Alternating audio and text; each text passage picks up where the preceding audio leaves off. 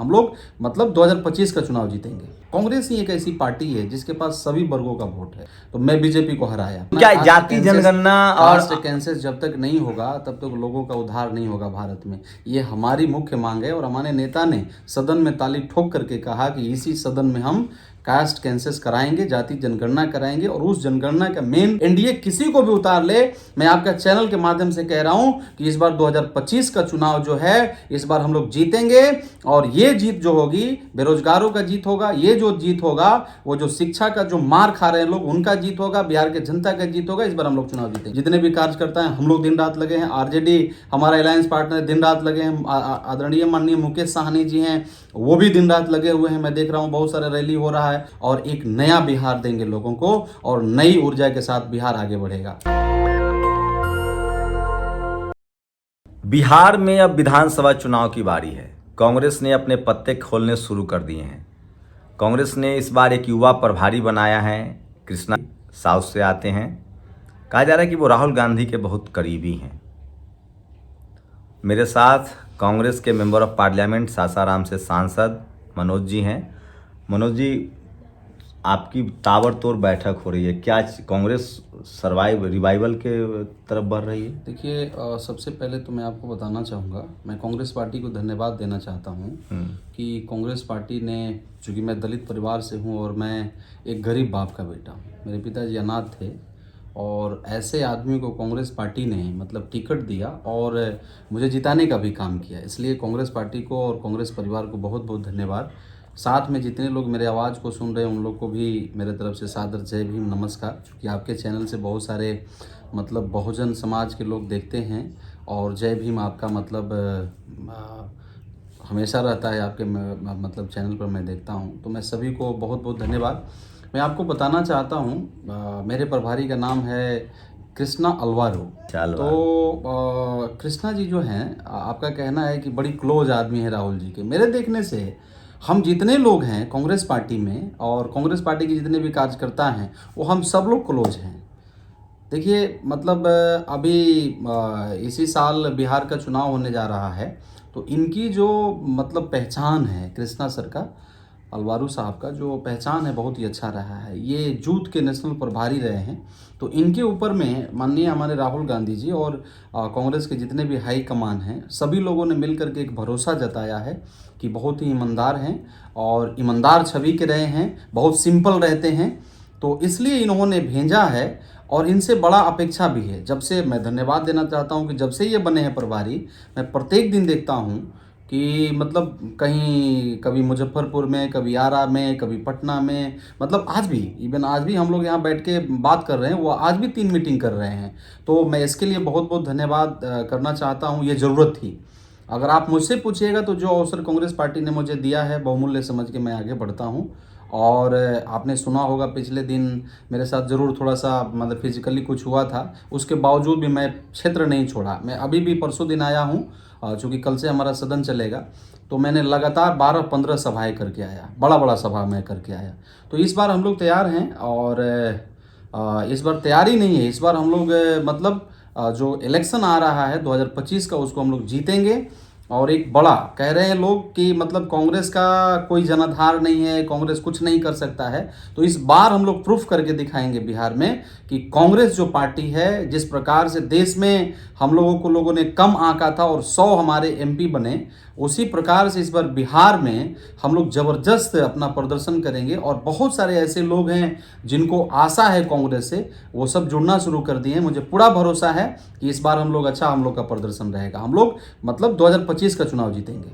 नहीं, देखिए बिहार की राजनीति अलग है और यूपी की। वहाँ वो जगदेव बाबू की धरती है। वहाँ भारत रत्न जननायक कर्पूरी ठाकुर मुख्यमंत्री रहे हैं। लालू यादव का लंबा दौर रहा है, अभी भी पिछड़ा मुख्यमंत्री के नाम पर है। तो आपकी पार्टी सोशल जस्टिस को लेकर, सामाजिक न्याय को लेकर, दलित, पिछड़ा, आदिवासी, अल्पसंख्यकों को लेकर क्या स्ट्रेटजी है? क्या उसमें कुछ बदलाव हुआ है? देखिए, एक चीज़ मैं और क्लियर करना चाहता हूँ। मैं चुनाव लड़ा था, मैं जब चुनाव लड़ा मतलब 2024 में अपना जब मैं चुनाव लड़ा, कांग्रेस ही एक ऐसी पार्टी है जिसके पास सभी वर्गों का वोट है और इसका प्रमाण, इसका प्रूफ देने के लिए मैं तैयार हूँ। मैं आपको बताना चाहता हूँ एक चीज़ और, कांग्रेस जो है, मैं जब चुनाव लड़ा था तो चुनाव में जब लड़ा तो ऐतिहासिक वोट लाया, ये भी आपको भी मालूम होना चाहिए। उतना वोट आज तक कोई नहीं लाया। सासाराम पार्लियामेंट में प्रथम मैं आदमी हूँ जितना वोट लेकर के मैं आया, और उसको बीजेपी भी आज तक उतना वोट नहीं लाया है, तो मैं बीजेपी को हराया। तो देखिए, कांग्रेस के पास में दलितों का वोट है, जिसको लोग एक्सपेक्टेशन नहीं किए थे, मतलब उम्मीद से भी ज़्यादा। हम जिस समाज से आते हैं, पासवान समाज, मांझी समाज, मतलब रविदास समाज, जिस समाज से हम आते हैं, सभी लोगों ने एक साथ आज़ादी के बाद इस बार बाबू जगजीवन राम जी को ये वोट आता था, लेकिन बाबूजी के बाद अगर कोई ये वोट लाया और एक साथ रविदास, पासवान, मांझी लोगों ने जा करके बूथ पर जो वोट दिया, मतलब ये इतिहास में बाबूजी के बाद मैं पहला आदमी हूं जो एक साथ मैंने वोट कराया और सभी गरीबों ने मुझे वोट दिया। बैकवर्ड, दलित, इवन आप कुर्मी समाज से हैं, मैं आपको बताना चाहता हूँ कुर्मी समाज मेरी मतलब आपकी जाति नहीं है, मतलब सही बात है। मतलब फिर भी मैं आपको जाति में देखिए, नहीं भारत एक नहीं नहीं, मैं बिल्कुल ठीक कह रहे हैं, मैं ओबीसी से हूँ भैया, मैं बोल चुका, मैं ओबीसी कम्युनिटी से हूँ, लेकिन मैं बार बार कह रहा हूँ कि हम बाबा साहेब ने जाति खत्म करने के लिए हमें संवैधानिक नाम दिया। जैसे वर्ण कुव्यवस्था में 4 वर्ण था, तो बाबा साहब ने उसको खत्म करके अब संविधान लागू है SC ST OBC, और उसमें भी सब कास्ट है। हम लोग महतो समाज से हैं, तो हम लोग ओबीसी अपने आप को आइडेंटिफाई करते हैं। आपको एक चीज़ मालूम होना चाहिए, हमारे नेता आदरणीय माननीय राहुल गांधी जी का मतलब हर जगह आप भी सुन रहे होंगे कि जाति जनगणना हम लोग करना चाहते हैं।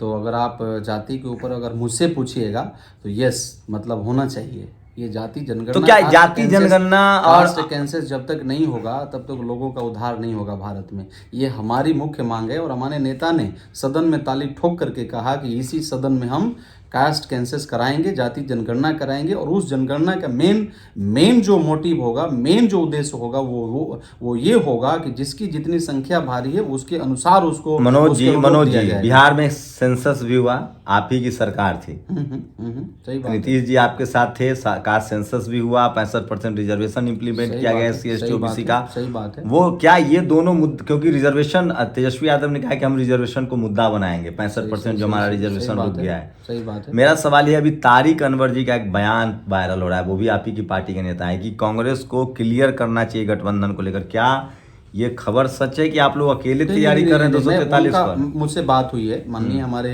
तारिक साहब से हमसे बात हुई थी, हम लोग एक ही साथ, पिछला सदन की बात है, जब पहला बजट सत्र का चल रहा था सदन, तो उसमें हमारी बात हुई थी। तो हमने उनसे पूछा इस पर, तो उन्होंने बोला मनोज जी, मतलब हमने केवल बिहार को लेके नहीं बोला है, हमने पूरे भारत देश के लिए बोला है। और उन्होंने इस प्रकार से बोला था कि मतलब हम जब भी अलायंस करें या जो अलायंस का स्वरूप हो वो क्लियर हो कि हम क्या करना चाहते हैं, वो क्या करना चाहते हैं, और हम दोनों लोग मिलकर के क्या करना चाहते हैं। तो वो मतलब इस कॉन्टेक्स्ट में बोले थे, उनका संदर्भ अलग था, उनका संदर्भ तो पार्टी गठबंधन में है। हाँ, पार्टी गठबंधन में है, गठबंधन में है। अरे एकदम रहेगा। हमारे नेता देखिए अभी तक तो गठबंधन में है, और हमारे नेता जो हैं मतलब हम लोग मिलके लड़ेंगे। आपको पता होना चाहिए, सोशल जस्टिस की एक बड़ी मीटिंग थी, आपको माननीय हमारे राहुल गांधी जी गए थे वहाँ, और संविधान सुरक्षा सम्मेलन हम लोगों ने किया था पटना में बापू सभागार में। और उसके बाद में हमारे नेता जा करके आदरणीय माननीय तेजस्वी जी और आदरणीय माननीय लालू जी, मतलब सभी परिवार के साथ मिले।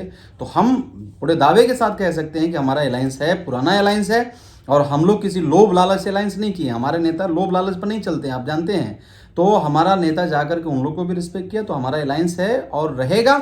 और मुझे लगता है कि देखिए, अलायंस के ऊपर में अगर कुछ हो या नहीं हो, मुझे मालूम कल क्या होगा पता नहीं मुझे, लेकिन हमारे हाईकमान ये सब निर्णय करेंगे। हम लोग तैयार हैं चुनाव लड़ने के लिए और चुनाव जीतने के लिए। इस बार चाहे कोई भी, मैं देख रहा हूँ बहुत बड़े बड़े लोग जा रहे हैं मतलब प्रचार प्रसार में, आप किसी को भी उतार लीजिए, एनडीए किसी को भी उतार ले, मैं आपका चैनल के माध्यम से कह रहा हूं कि इस बार 2025 का चुनाव जो है, इस बार हम लोग जीतेंगे। और ये जीत जो होगी बेरोजगारों का जीत होगा, ये जो जीत होगा वो जो शिक्षा का जो मार खा रहे हैं लोग उनका जीत होगा, बिहार के जनता का जीत होगा। इस बार हम लोग चुनाव जीतेंगे। प्रधानमंत्री चुनावी कैंपेन शुरू कर चुके हैं, उन्होंने पहली बड़ी रैली भी कर दी है भागलपुर में। अरे उनसे पहले हमारे नेता 2 रैली कर दिए, आपको पता होना चाहिए। उनसे, इनका जाने से पहले हमारे नेता आदरणीय माननीय राहुल गांधी जी 2 बार पटना चले गए। और आपने देखा होगा, आपने भी मैं देखा बहुत सारा लोगों ने चैनल पर चलाया था, हो सकता है आप भी उसमें होंगे। तो हमारे नेता उनसे पहले 2 बार चले गए। तो ऐसा नहीं कि हमारे नेता नहीं जा रहे हैं। और हम लोग मतलब देखिए, हम लोग की समस्या ये है ना कि मेहनत तो हम लोग कर रहे हैं, लेकिन मतलब मीडिया में तो हम लोग को लोग अभी भी मतलब एक नैरेटिव बना रहा है कि कांग्रेस नहीं है, कांग्रेस के पास कोई संगठन नहीं है। मैं बोल रहा हूँ फिर से एक बार कि कांग्रेस के पास में सभी, अगर इस भारत देश में कोई पार्टी है जिसके पास सभी वर्गों का वोट है, वो एकमात्र पार्टी है कांग्रेस पार्टी।